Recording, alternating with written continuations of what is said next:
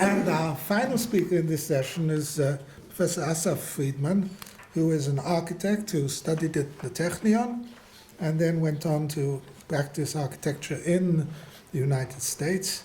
And then afterwards he sort of went off into the more philosophical field, I understand, and wrote a book on the classification of space together with the philosopher Idelovich, and then received a master's from Pennsylvania State University, where his thesis was face-to-face with the writings of Levinas. And then he received a degree in dynamic interaction in... there's not very much light, and I also don't see so well. And at the University of Technology at Delft in Netherlands, and now he's teaching art design in Bezalel. So, this is Asaf Friedman.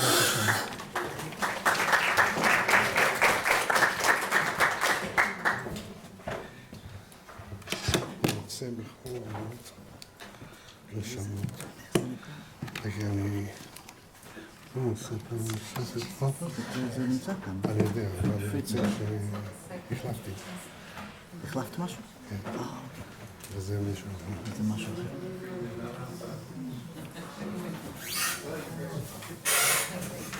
לא, הוא תפס. אתה יכול לדבר איתם אישי. כרגע.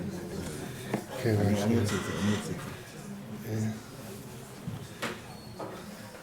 איך זה נקרא? Jewish וזה פילקוזים. נפיל את זה. יופי. איך אני עושה? זה לא טוב. זה לא טוב? אני רוצה שזה יראה גם את הנוץ בשבילי. מה? שיראה לי את הנוץ. את הנוץ? זה לא טוב. זה לא הולך ביחד. זה כן הולך ביחד. זה הולך או זה... אתה יודע? זה בעברית פה.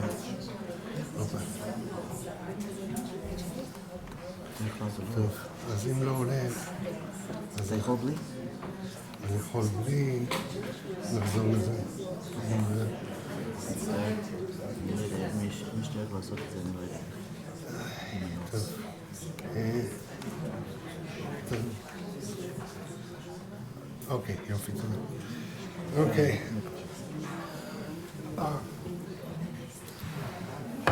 My lecture today actually comes on the eve of the work that, accumulation of the work that I've been doing for the last 3 years, which has to do with Jewish mosaics in Byzantine time. I have been working on conceptual ideas for a long time. This is from a book in 1993 where we categorized space, and this is chaos. So out of that, hopefully we'll actually, doesn't want to give me that. Okay, art that we talk about is a metaphor for communication. We, the viewers, on one side, the artist on the other. It's not just a metaphor, it's also the vehicle via what carries our attention. Up to now, what is the fruitful 90s have brought us 3 books on Jewish art, not to mention the 1950s basic Jewish art. And basically it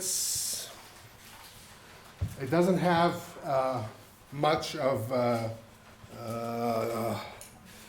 an idea of what Jewish art is about in many places, and in some cases it says that it has no meaning.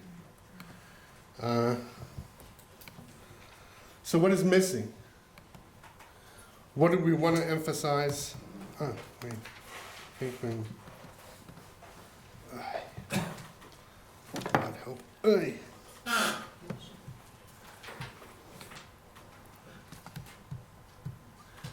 Then, I don't know why it's jumping.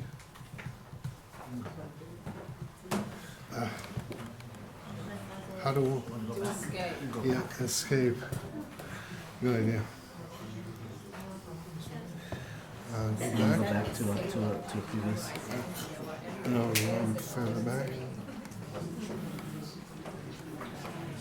Okay, right here. Yeah. So what is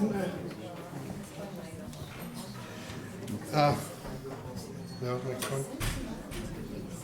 Okay, so what is missing? What do we want to emphasize? Up to now, we thought of Jewish art as a conceptual art. But is it so?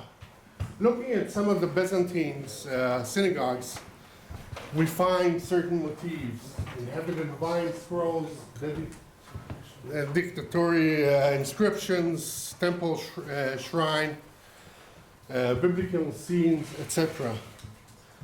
When one looks at medieval poetry, we get songs of wine, songs of praise, songs of complaint, songs of nature. So there is a difference in the phasing of those two, very much similar to the Talmudic Bavli and the Jerusalemite Talmud. The difference being that one agitates, revolts, is critical, the other more receptive of other things. And I just want to look at the songs of wine or inhabited vine scrolls and look at the synagogue of Maon. Okay, Maon is a synagogue that's thought of that it was done in 538 CE, and it has two things that are of interest. One is this very large inhabited vine scroll, and this small rectangular conceptual thing. Let's look at it. And what we see in it is that it has a chain with with 5 elements linking each other on the vertical side, and on the horizontal side we have another chain with 4 interlinking sides. And this is a clue to how one interprets the vine scroll.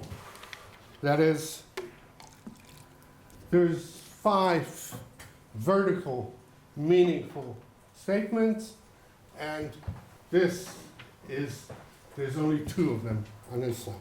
Okay, so let's look at the vine scrolls. Okay, we start at the bottom.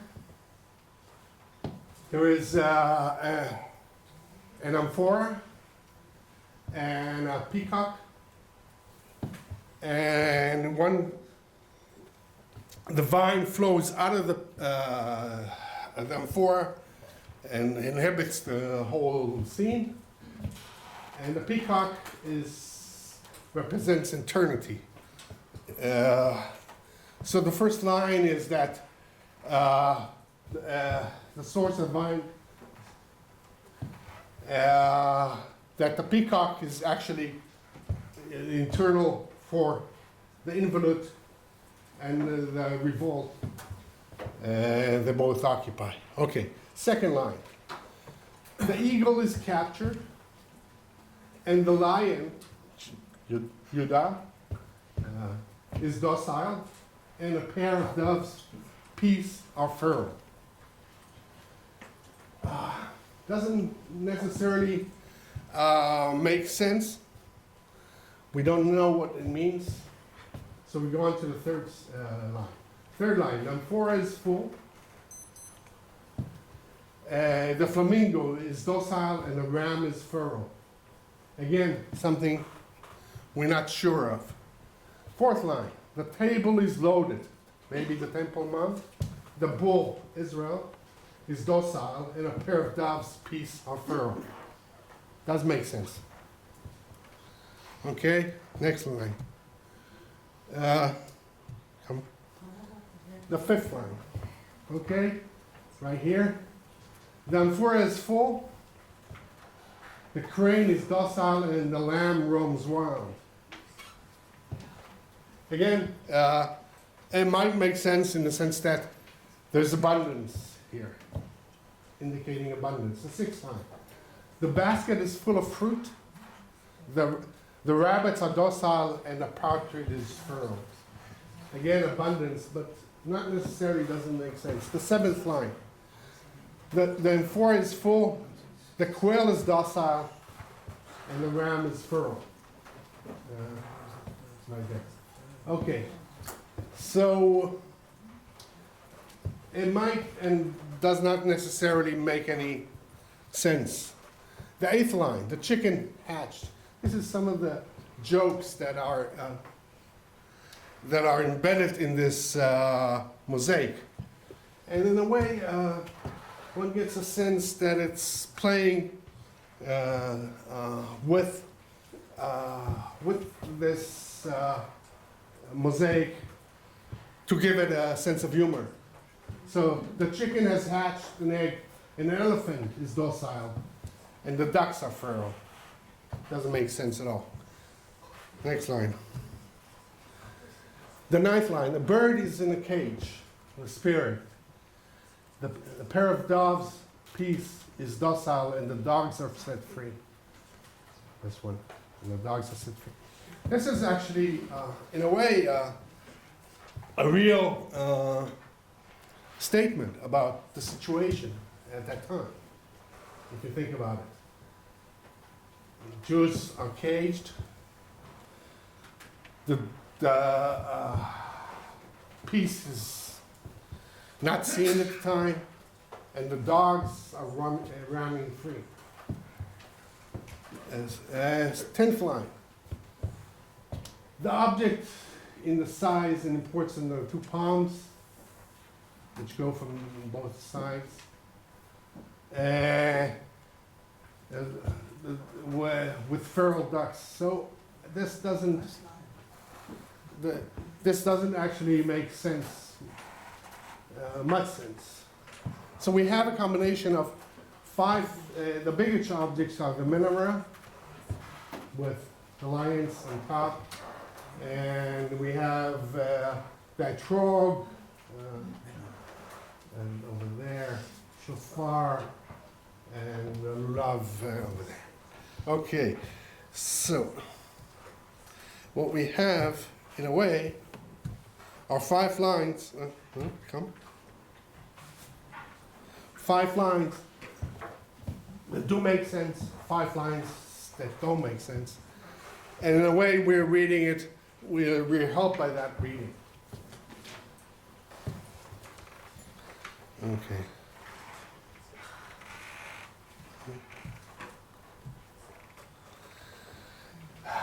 So, how should we act in today's culture, in a sense? And this is Mordechai Ardon. And what we have, in a way, is something that saddens me in the sense that there is no, the symbols are taken as they are and just integrated into the picture. There's no critical thinking about what those things are. And so we have a local, but not critical, view of things.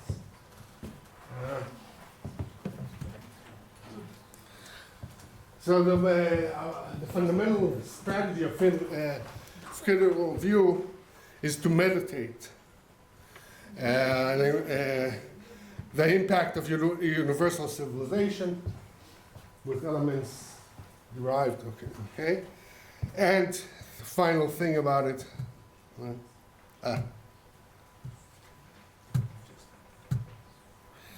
is that critical view is self-examining, self-questioning, self-evaluating, that is not only confrontational with regard to the world, but to itself. And if you look at Gottlieb, and this is the artist himself, he's looking out of the frame, he takes us out, he makes us feel that we are in confrontation with the picture that asks us, what are we doing? Why is that important that he is reflective while everybody else is busy doing their thing? Okay, thank you.